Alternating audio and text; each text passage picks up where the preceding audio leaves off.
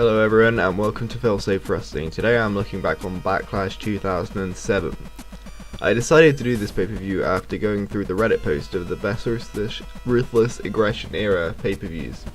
I just assumed it was going to be good, so the first thing I see when I looked at the pay-per-view on the WWE network was the graphic for the pay-per-view, which is Edge's face, and it's one of the creepiest things I've seen. And then I click on the pay-per-view, it loads up, and the first thing I see is Donald Trump, so that's another good mark there. Sarcasm.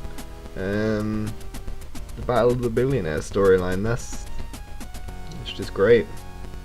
So if you haven't heard of the storyline, it's Donald Trump versus Vince McMahon, where eventually Donald Trump, kayfabe, ended up owning Raw. And after this happened, stocks in the company dropped around 7%, if I'm not mistaken, possibly more.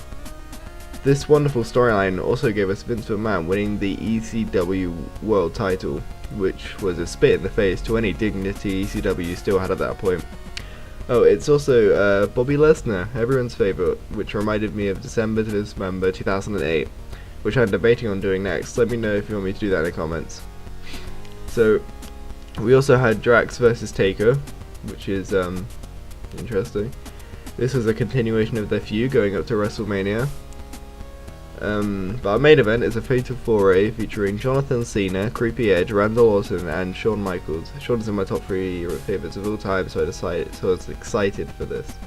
More on that later, but let's get into things. The first match was Brother Nero and American Matt Hardy versus Lance Cade, who was great, rest in peace Lance Cade, and Trevor Pissing Murdoch. If you haven't seen him before, just look him up. His gimmick was practically out of shape redneck. Admittedly, he's nowhere near as big in the belly as Kevin Owens or Bray Wyatt, but they both wear shirts to cover up practically all of their body and long trousers and everything, whereas Murdoch just wore trunks, bringing the belly on full display, not to mention his balding problem. He didn't look the part whatsoever, which is really off-putting in all of his matches. But overall, this match was a great display of how good the Hardys teamwork is. It's really just a showcase of why they are one of the best tag teams of all time. This match is a standard run-of-the-mill tag team match overall, as a match in itself. I haven't seen a lot of Trevor Murdoch, and after watching this I'm okay with that, because I didn't really see anything from him. He didn't really make up for how unimpressive he looks. For example, going back to Owens, Wyatt, and even Mick Foley or Bo Dallas, and even older wrestlers such as Playboy Buddy Rogers or Dusty Rhodes, all of those guys were great wrestlers and talkers, and that made up for the fact that they didn't look the part. But Murdoch wasn't a particularly good wrestler, and he wasn't a good promo. Anyways, back to the match. It got better towards the end when Murdoch and Cade were in control and Jeff was waiting for the hot tag. That was textbook tag wrestling. Then, right at the end, overweight Trevor Murdoch did a freaking Canadian Destroyer, which was pretty impressive, I have to admit.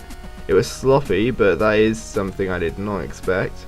Well, in the end, the Hardys won the belts back. The tag belts from then look way better than our tag belts now, in my opinion. Then there was a backstage promo with Shane and Vince and Umaga for their 3-on-1 against Bobby Lashley for the ECW title later on. I'm going to point out we are 1 match in and 2 wrestlers have already died.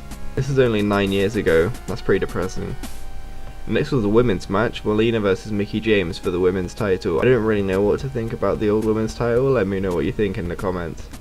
Mickie James was without a doubt the best female wrestler at the time of this show. Melina won, unfortunately, as she wasn't that great. Well, she wasn't the worst, but she wasn't great. There's a gap in the tabs, and you know what that means. A Chris Benoit match. Chris Benoit versus MVP. But before that, a short promo from Edge, which was admittedly great. Then Mr. Kennedy comes out.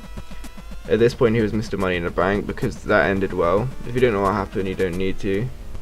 After he left WWE, Mr. Kennedy became pretty redundant in the world of wrestling. Then Chris Benoit versus MVP match for the United States Championship. MVP is the challenger, Benoit is the champion. And when MVP came out, he had this like blow up tube thing, and it looked really tacky, and it was just very off-putting. Then Benoit came out with this great theme which was great. And then Benoit carried the whole match as expected. MVP strong point wasn't really his wrestling, but this match wasn't that fun to watch. It was just bland. It went on. It wasn't that long, but it was just a bland match. It wasn't too great. Anyway, Benoit won at the end, so yeah, that's the thing.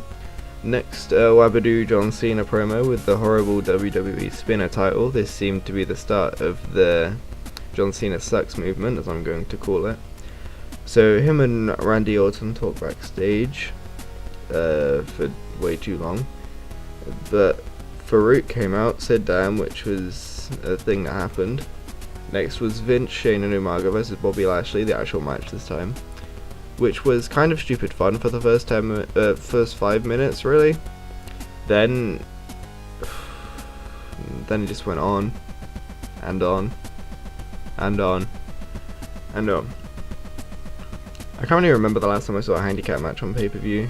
It really built up Bobby to look strong, which is something which made me wonder why they haven't done any handicap matches recently. Maybe like Braun Strowman versus 2 guys, or Braun Strowman versus 3 guys nowadays wouldn't go amiss.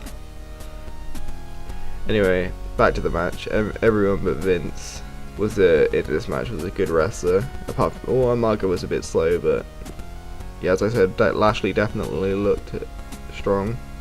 He was a pretty good wrestler, to be honest. For some reason, I always liked Umaga's Samoan drops. I just really like big guys doing Samoan drops. I don't really know why. It's just kind of. And then about 10 minutes in this match, I got really bored. It just went on way too long. It could have been like a 7-minute match, but. And then at the ending where Vince McMahon was the ECW champion, which is a great thing for ECW, just a great thing. It had some cool spots, but not really. It's practically a snooze fest. Destroyed the memory of ECW. At this point, I was wondering why it was on a list of the best Ruthless Aggression era pay-per-views, but I don't know. Let's keep going. Next was Batista versus The Undertaker. This didn't sound like a fun match when it started. Batista is pretty bland. He's not bad, but he's just a bit bland for me personally. This didn't really seem like something I was going to enjoy, and I don't know, it's a solid 6-7 out of 10 match for me. There were some cool spots where Undertaker put Batista through the table, which is cool. It was, yeah. Batista bled, which really added to the match, and it ended with a double count out, which is annoying, which should never be done, but it still looked cool because Batista speared Undertaker off the stage, which looked impressive in itself, but then they put a bunch of explosions and stuff, and the set fell down, which was just really stupid. It looked impressive in itself. They didn't need to add any of that, in my opinion. So yeah, it ended. Oh, I forgot to mention it was for the world title, which is something The Undertaker should have never held. I think personally, Undertaker never needs a title because he transcends title. His character shouldn't care about such a menial thing as a belt, but that's just me. So yeah, it was a double count out, skippable match really, nothing nothing special. Next was the main event, which was an amazing match, a classic. I don't really know why I haven't seen it on lists of best matches of the Ruthless Aggression era, to be honest. John Cena, Randy Orton, Edge, and Shawn Michaels for the WWE Championship spinner belt, which looks awful. The match took a while to get going, but once it did, it was great. Everyone got their stuff in.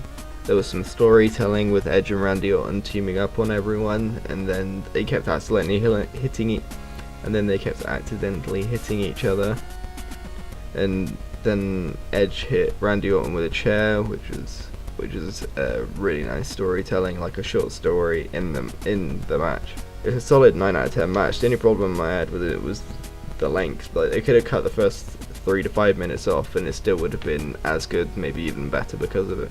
This has had one of the best ends to a match I've seen. With it ended with Shawn super kicking Cena into a pinfall, and then he landed on, I think, Randy Orton. It was either Randy Orton or Edge, and getting the 3 count from that. And this match saved the pay-per-view. Everything up to now was just fine, but this made me realize why it's on the best list, because it was just such a good match. You should watch it if you haven't seen it already. It's a great match. Anyway, I've gone on for long enough. Like and subscribe. If you like this, tell me in the comments what pay-per-view you would like me to do next.